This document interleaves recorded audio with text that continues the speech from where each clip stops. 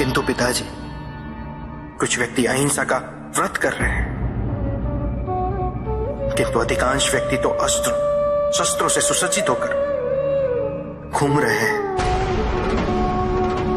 शरीर की रक्षा के लिए बड़े दुर्ग बनाए जा रहे हैं, कवच बनाए जा रहे हैं, क्योंकि उन्होंने स्वयं योग और शुभता के कवच का त्याग कर दिया है पुत्र। क्योंकि अब शुभता उनके लिए जीवन को जीने का आधार नहीं रह गई, क्योंकि योग तो अब केवल उनके लिए एक कठिन सी साधना है। जो व्यक्ति, जो समाज योग से और साधना से जितना विमुख होगा, वो समाज आत्मरक्षा के लिए कवच, दुर्ग और अस्त्रों और शस्त्रों के निर्माण हेतु सदैव विवश होगा। व्यक्ति के अंतर मन से शुभता जितनी ही क्षीण होती जाएगी, योग की अग्नि जितनी कम होती जाएगी, उसके जीवन में अंधकार की अग्नि भी उतनी ही प्रचंड होती जाएगी। समाज में ऐसे अभिमानी और अहंकारी व्यक्तियों की संख्या सदैव बढ़ती रहेगी पुत्र। समाज में उतनी ही तीव्रता से युद्ध और अस्त्रों के अनुनाद की दिशा में अग्रसर होगा। किंतु पिताजी, जो समाज योग शुभता से विमुख होता जा रहा है, उन्हें कैसे लौटाया जाए? प्रयत्न चाहे एकमात्र किसी के भी धरातल पे चले, जब तक सृष्टि के किसी भी अंश, जब तक एक प्राणी भी शुभता और योग के द्वारा इस समाज को संचालित करने के लिए प्रयत्नशील रहेगा, जब तक वो शुभता और योग को केवल शोभा की वस्तु नहीं समझेगा, तब तक सृष्टि में शुभता की पराजय असंभव है पुत्र। तब तक योग, बल और शुभता का समापन नहीं हुआ। परिस्थितियां कैसी भी विकट हो पुत्र,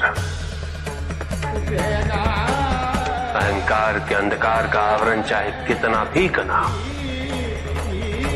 आध्यात्म योग और शुभता का एक लघु दीपक भी सदैव उस पर विजयी होता रहेगा। मेरा ये कथन सदैव स्मरण रखना पुत्र। मन के हारने से हार और मन की जीत में ही जीत होती है। अपने मन से शुभता और योग को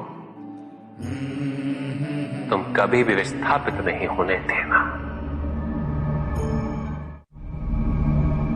3 प्रकार के शरीर होते हैं, स्थूल, सूक्ष्म और कारण शरीर। स्थूल शरीर वो है जो हमारे अंग, उपअंग, जो प्रत्यक्ष, जिसे स्पर्श किया जा सकता है, और सूक्ष्म शरीर अप्रत्यक्ष है, जिसे आत्मा कहते हैं, जिसे स्पर्श नहीं किया जा सकता, किंतु उसकी अनुभूति अवश्य होती है। मृत्यु में स्थूल शरीर का अंत होता है, किंतु आत्मा का नहीं होता। और आत्मा के चारों ओर एक शरीर और होता है, जो चेतन, अवचेतन और अचेतन मन का अवशेष होता है। अतृप्त इच्छाओं का और वासनाओं का कोश होता है। और यही तीसरे प्रकार का कारज निमित्त बनता है अगले जन्म का।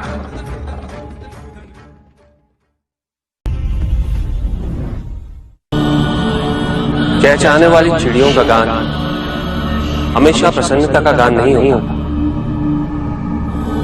दुख, पीड़ा और मोह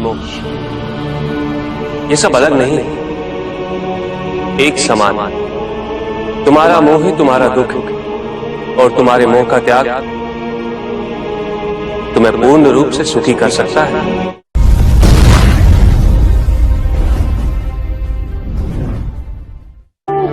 पूजित का साक्षात सामने होना मन को भटकने नहीं देता, किंतु जो सच्चे भक्त हैं भगवान तो उनके मन में, उनके हृदय में निवास करते हैं। जिनके हृदय में श्रद्धा है उनके लिए पूजा करने हेतु अपने आराध्य का साक्षात सामने होना अनिवार्य नहीं।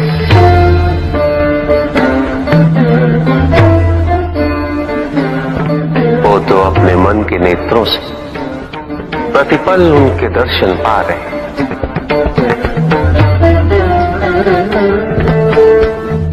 उनकी प्रत्येक अनुभूति में भगवान है।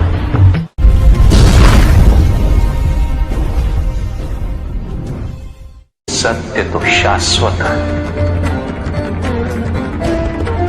सत्य ही संसार में संतुष्टि और सुख का माध्यम है। जो सत्य से विमुख हो वो सदैव दुखी रहता है। जिसने भ्रम का मार्ग अपना वो आजीवन ढूंढता रहता है। किंतु विडंबना यही कि उसे ये ज्ञात ही नहीं कि वो ढूंढ क्या रहा है। सत्य तो यही कि तुम एक दैव्य अंश हो।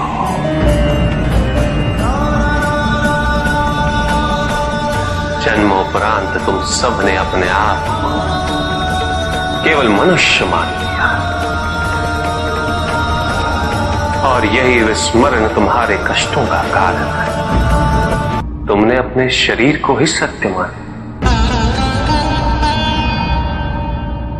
लोभ, भय, शंका, असुरक्षा, छल, इन सब को अपने जीवन का आधार बना लिया।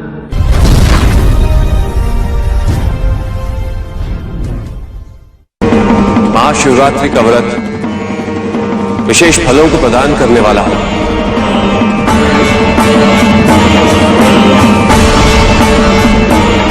इस व्रत को रखने से पुरुषों की सारी मनोकामनाएं पूरी हुई।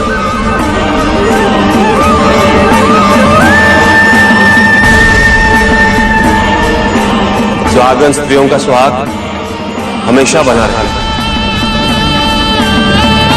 और कुंवारी लड़कियों को मनचाहा वर मिलेगा।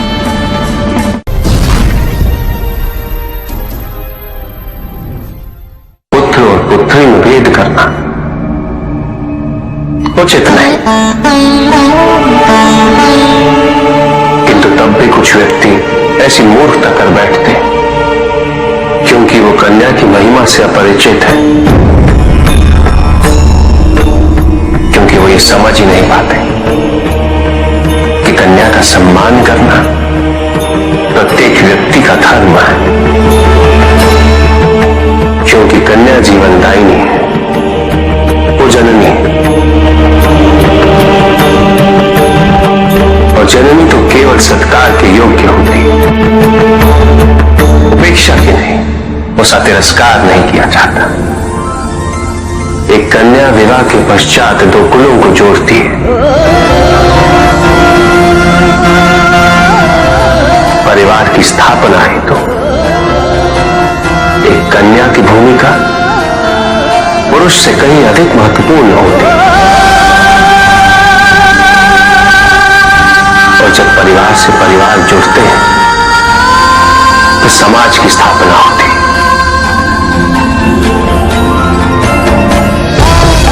पुत्री को परिवार में, समाज में वही स्थान मिलना चाहिए, वही अधिकार प्राप्त होना चाहिए जो एक पुत्र को प्राप्त होते हैं।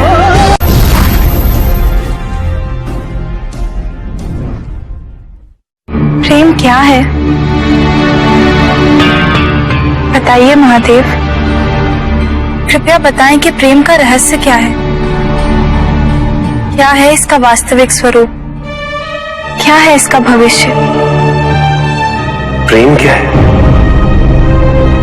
ये तुम पूछ रही हो पार्वती? कि प्रेम का रहस्य क्या है? प्रेम का स्वरूप क्या है? तुमने ही प्रेम के अनेक रूप उजागर किए हैं पार्वती। तुमसे ही प्रेम की विभिन्न अनुभूतियां हुई। तुम्हारे प्रश्न में ही तुम्हारा उत्तर नहीं थे। क्या इन विभिन्न अनुभूतियों की अभिव्यक्ति संभव है?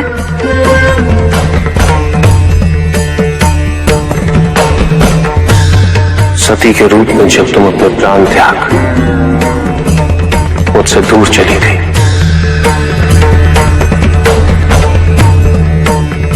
मेरा जीवन, मेरा संसार, मेरा दायित्व सब निरर्थक और निराधार हो गया। मेरे नेत्रों से अश्रुओं की धाराएं बहने लगी। अपने से दूर कर तुमने मुझे मुझसे भी दूर कर दिया पार्वती।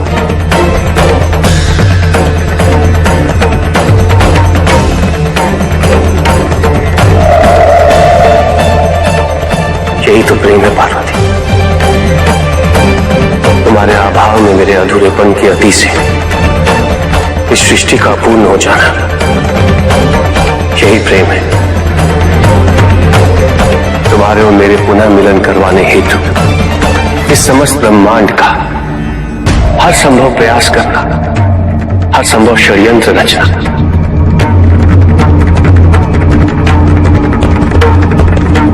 इसका कारण हमारा असीम प्रेम ही तो है। तुम्हारा पार्वती के रूप में पुनः जन्म लेकर मेरे एकाकीपन और मुझे मेरे वैराग्य से बाहर निकलने के लिए विवश करना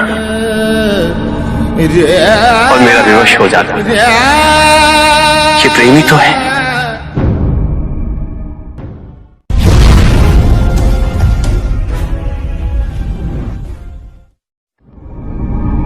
चंद्रमा उसी जल में प्रतिबिंबित होता है जो जल शांत है। फिर यही तो समस्या होती है मन की। मन कभी भी शांत नहीं हो पाता है। जहां शांति नहीं वहां कुछ भी नहीं रुकता। समुद्र की लहरों की भांति विचारों का उपद्रव मन को निरंतर स्थिर रखता। कुछ भी सुनने और समझने के लिए मन का मौन रहना आवश्यक है, किंतु मन मौन रहना नहीं जानता। वो तो निरंतर कुछ ना कुछ कहता रहता। प्रतिपल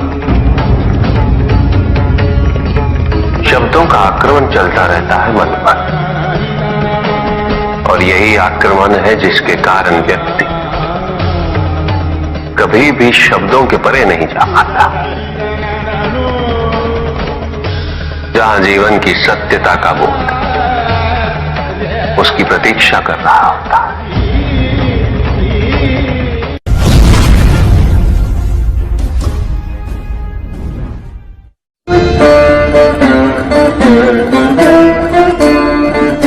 मैं वो हूं जो नहीं है,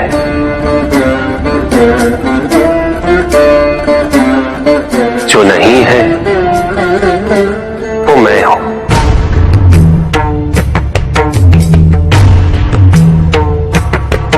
चिरकाल तक सभी को यह स्मरण रहे,